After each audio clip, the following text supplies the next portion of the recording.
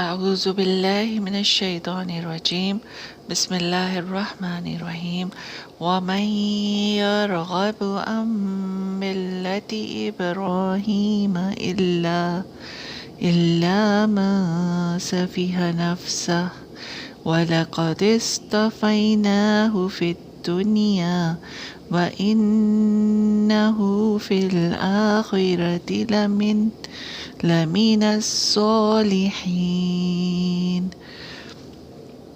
اور کون دین ابراہیم سے منہ موڑے گا مگر وہی جس نے اپنے نفس کو بے وقوف بنایا، اور بلا شبہ یقیناً ہم نے اسے دنیا میں چن لیا اور بے شک وہ آخرت میں یقیناً نیکوں میں سے ہوگا۔ رب اشرح لی صدری ویسر لی امری واحلل عقدۃ من لسانی یفقہوا قولی۔ یہ آیات جو آج میں آپ کو پڑھانے جا رہی ہوں، بتانے جا رہی ہوں اللہ کے حکم سے، اس میں ان سب چیزوں کی تردید ہو جائے گی جو کہ مختلف لوگ اپنے ذہنوں میں رکھتے ہیں، جو انکار حدیث کرتے ہیں، جو ڈیویٹ ہو گئے ہیں، اسلام سے دور چلے گئے ہیں اور کافر بن گئے ہیں۔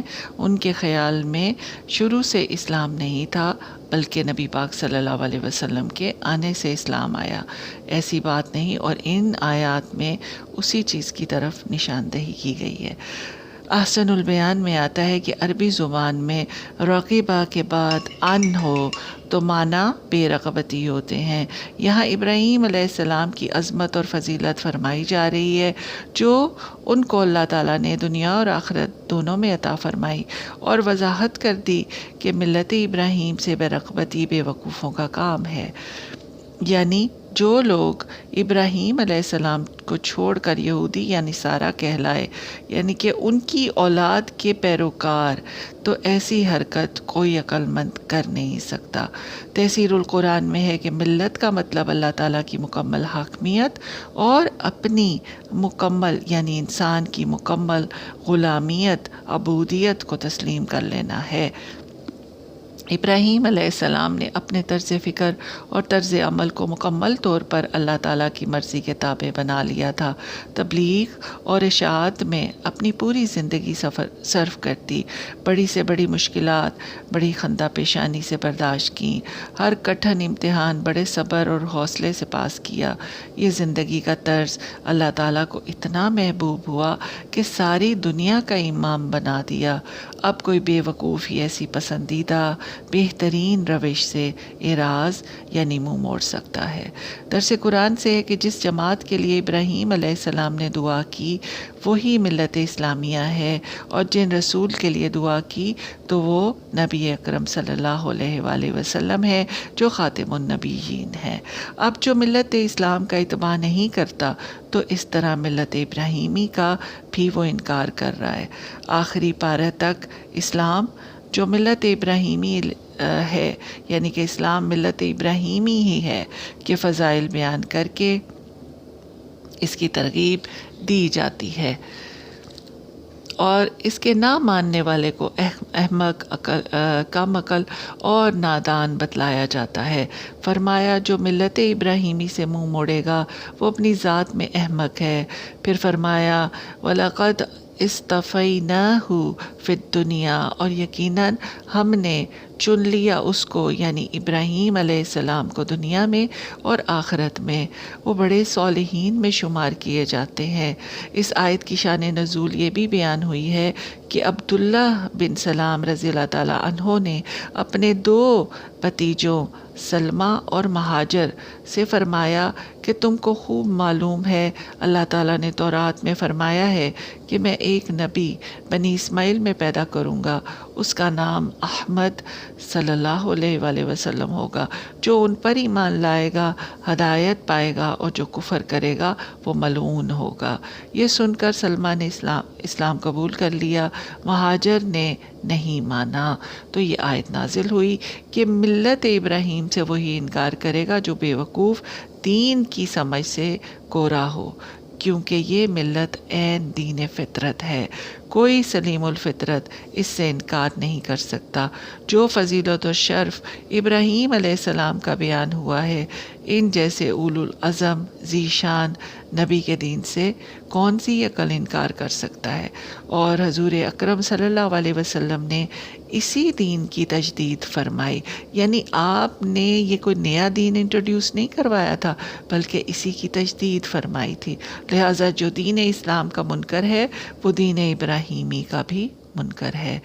ابراہیم علیہ السلام کی بزرگی و عظمت بیان کرنے کا یہی مقصد ہے کہ یہود اور نصارہ کو معلوم ہو، یہ خود ساختہ جو انہوں نے اپنے نام رکھ لیے، ان کو معلوم ہو کہ جس رسول کو وہ اپنا پیشوا مانتے ہیں ان کا دین و ملت یہی ہے، لہٰذا دین اسلام قبول کر لیں۔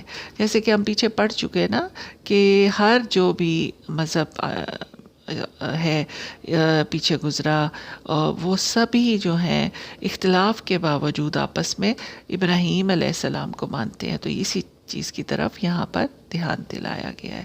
ابن کثیر سے آتا ہے کہ فرمایا کون روگردانی کر سکتا ہے ابراہیم علیہ السلام کے طریقے اور منہج سے سوائے اس کے جو نہایت نادان ہو، یعنی اپنی بے وقوفی سے اپنے اوپر ظلم کر رکھا ہو اور حق کو چھوڑ کر گمراہی اختیار کر لی ہو، اور اس شخصیت کے راستے کی مخالفت کی جسے اللہ تعالیٰ نے بچپن سے ہی خلیل بنانے تک دنیا میں رشد اور ہدایت اور بھلائی سے سرفراز فرمایا، اور آخرت میں بھی یہ صالح اور سعادت مند لوگوں میں ہوں گے۔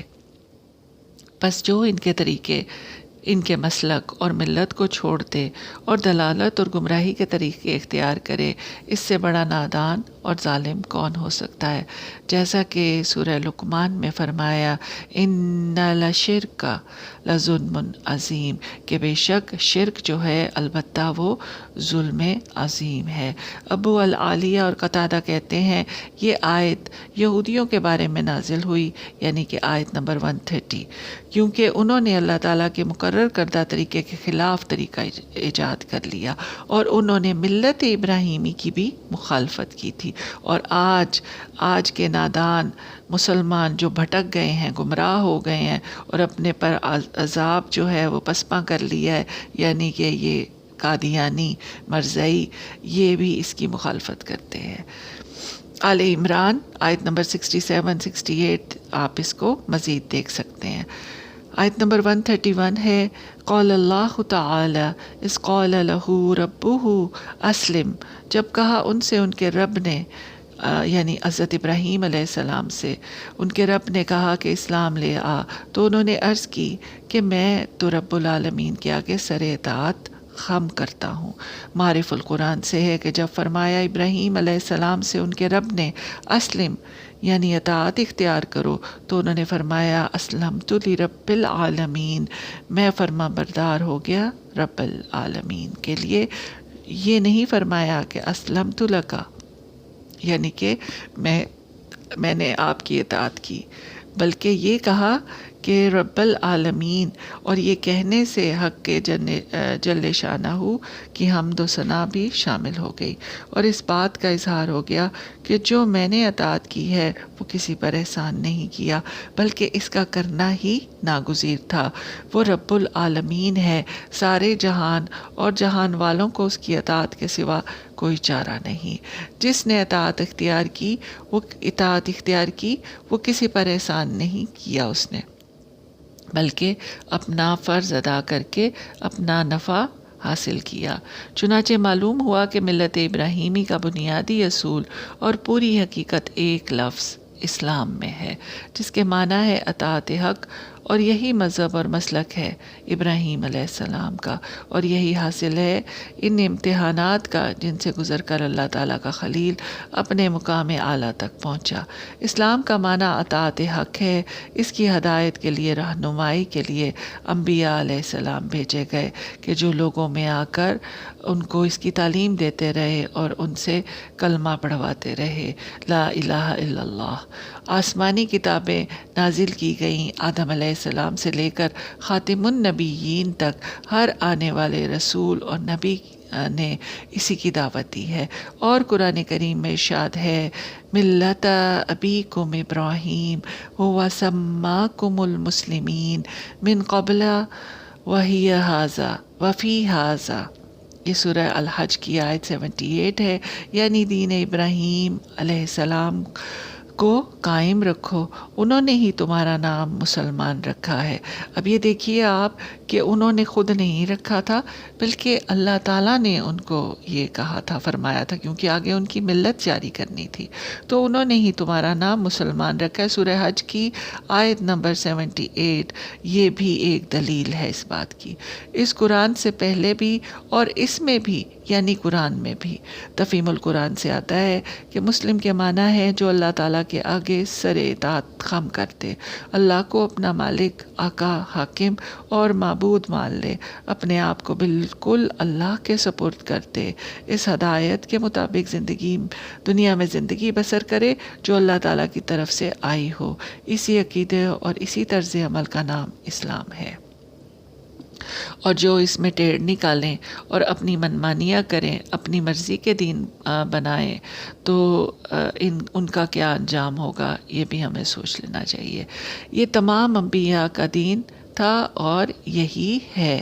آیت نمبر 132 ہے، ابراہیم علیہ السلام جب تک زندہ رہے اسی ملت اسلام پر قائم رہے، اور جب ان کا انتقال ہوا، یعنی انتقال فرمانے کا وقت آیا، تو اپنے سب بیٹوں کو بھی اسی ملت پر قائم رہنے کی وصیت کی۔ اور یہ درس قرآن سے میں آپ کو بتا رہی ہوں، چنانچہ ارشاد ہوتا ہے وَوَصَّىٰ بِهَا إِبْرَاهِيمَ بنیہ و یعقوب، اور حکم دیا ابراہیم علیہ السلام نے اپنے بیٹوں کو اور یعقوب علیہ السلام کو بھی۔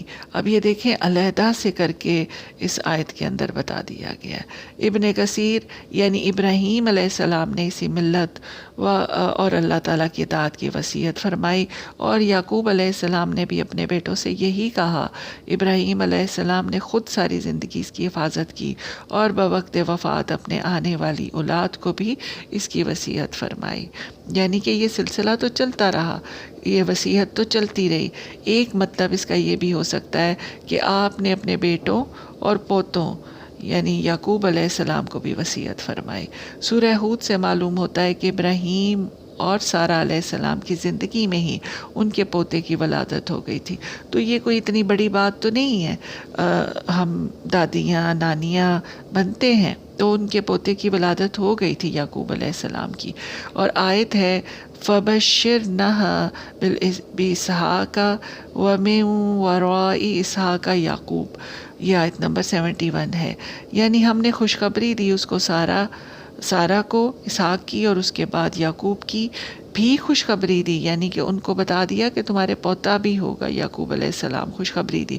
اس کے علاوہ سورہ العنکبوت آیت نمبر 27، الانبیاء 72 آیات سے بھی یہی معلوم ہوتا ہے کہ یعقوب علیہ السلام ابراہیم علیہ السلام کی زندگی میں پیدا ہو گئے تھے، اور آپ بیت المقدس کے بانی بھی ہیں، اور ابراہیم علیہ السلام نے وصیت فرمائی، اے میرے بیٹو، اللہ تعالیٰ نے تمہارے لیے یہی پسند فرمایا ہے، لہٰذا زندگی میں بھی اسلام پر رہنا، اس کے احکامات کی پابندی کرنا، تاکہ اللہ تعالیٰ تم کو اسلام پر ہی خاتمے کی توفیق فرمائے، کیونکہ انسان کا خاتمہ انہی اعمال پر ہوتا ہے جو اس کا عقیدہ ہو، جو اس نے ساری زندگی اختیار کر رکھا ہو۔ قیامت کے دن بھی انہی عقائد کے مطابق زندہ کیا جائے گا۔ یہ ابن کثیر سے میں آپ کو بتا رہی ہوں۔ جن پر موت آئی ہوگی، اس ساری تفصیل سے یہی معلوم ہوتا ہے کہ یعقوب علیہ السلام بھی من جملہ ان لوگوں میں سے تھے جن کو وصیت کی گئی تھی، یعنی کہ یہ انکار کی اب کوئی گنجائش رہتی ہی نہیں ہے۔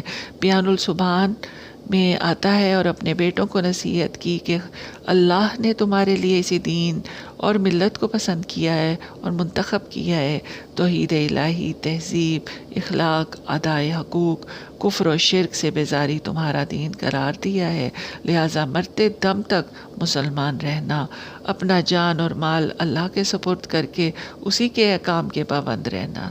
یہی وصیت یعقوب علیہ السلام کو بھی کی گئی تھی، اور یہی پھر انہوں نے اپنے اولاد کو بھی کی۔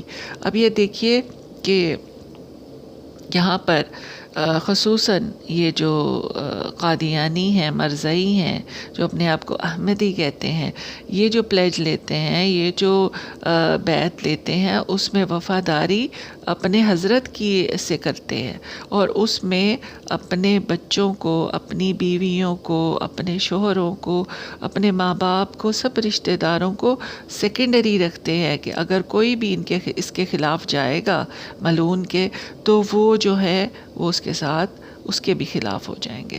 تو آپ یہ دیکھیے کہ ہمیں تو اللہ پاک نے وصیت فرمائی ہے کہ ملت ابراہیمی کی پیروی کرو، جو مسلم تھے، اور یہ کیا اب آگے کیا ہو رہا ہے۔ اچھا، یہاں پر اب ہمیں تھوڑی سی ڈیٹیل ملتی ہے کہ اگلی آیت میں اس کا ذکر ہے کہ ابراہیم علیہ السلام کے 8 بیٹے تھے، ٹھیک ہے۔ تو ہم جو اس میں آتا ہے روایات میں، تو وہ نام ہے اسماعیل علیہ السلام، اسحاق، مدان، زمران، یافان، اسباق یا شیخ، یعنی کہ یہ 2 نام آتے ہیں۔ اس کے بعد شوخ ہیں یا سوخ ہیں، یعنی کہ جو آ رہے ہیں وہ ویسے ہی بتا رہی ہوں۔